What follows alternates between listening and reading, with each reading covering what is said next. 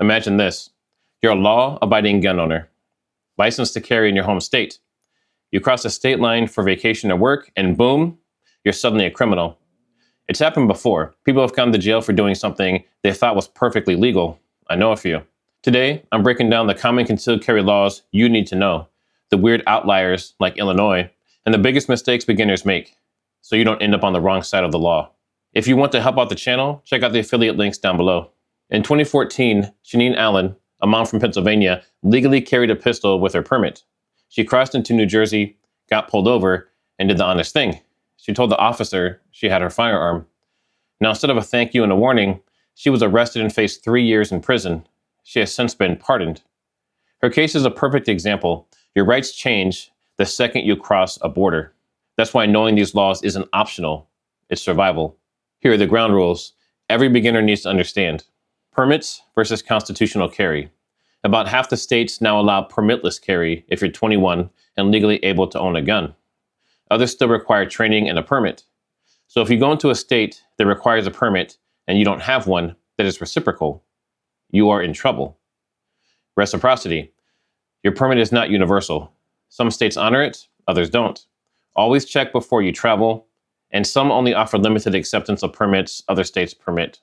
Now, this is one that gets a lot of people transporting a firearm.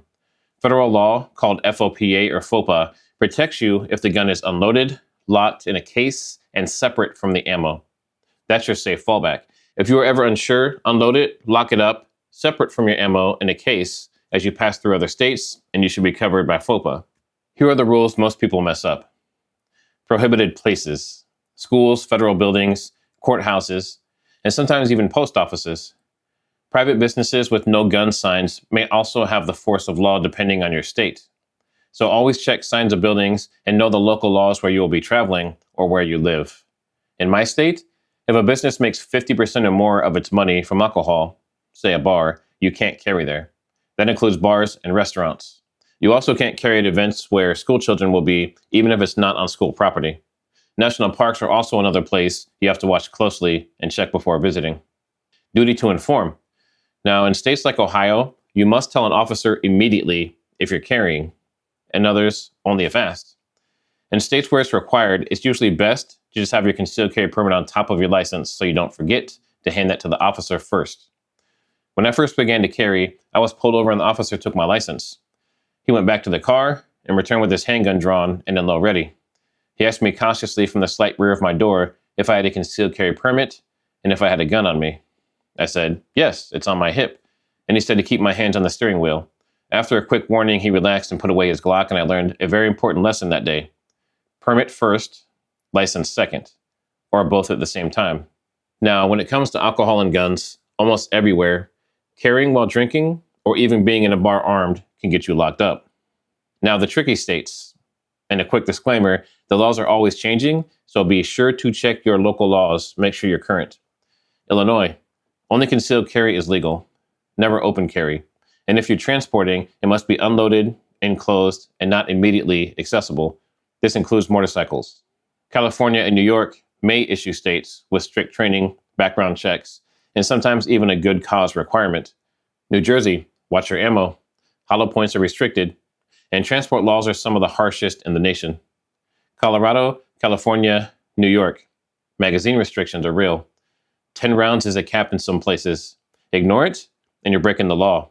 If you know you're traveling to those areas, leave all your regular magazines at home and purchase low-capacity mags to take with you to stay compliant. One huge mistake beginners make is thinking concealed carry laws are the same as self-defense laws. They're not. Stand your ground states like Texas or Florida let you defend yourself without retreating if you're in danger.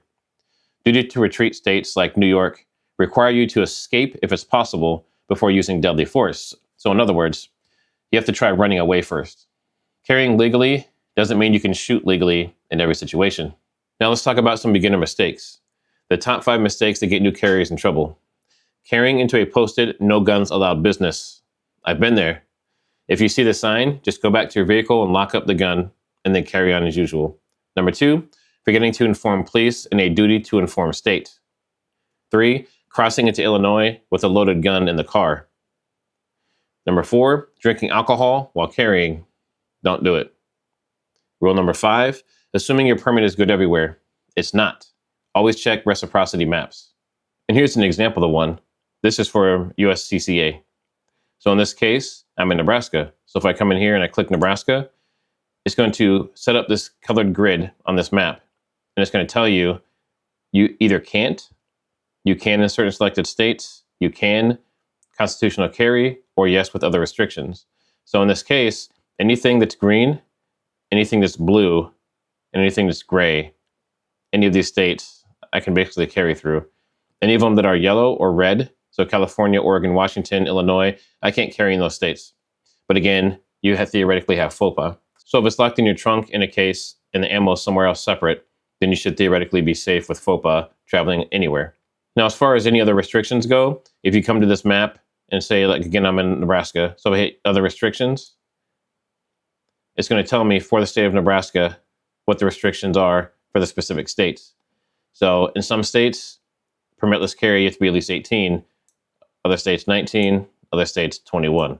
So those little details can decide whether you get in trouble or not. So now with a handgun, typically, you're going to have to be 21. But you see here, there's a few exceptions.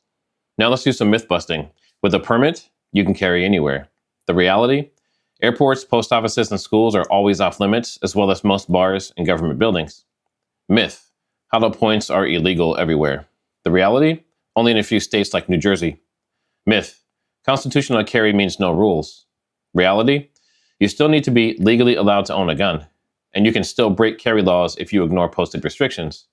Constitutional carry does not give you immunity. Now, laws aside, the responsibility is on you. Get training, know how to draw and reholster safely, and carry with the mindset of protecting, not provoking. Concealed carry is about responsibility, not bravado. And there's lots of stats, unfortunately, that show most people do not train much more or any more once they get their concealed carry permit. They think that's the end of the road. I highly recommend you continue training. If you are new to concealed carry, don't just strap on a gun, know the law. Comment your state below, and if you are in Illinois, feel free to move. Don't forget to like, subscribe, and share this with a friend who's thinking about carrying, because knowledge is your first line of defense. Check out these other videos to keep on learning, and I'll see you on the next one.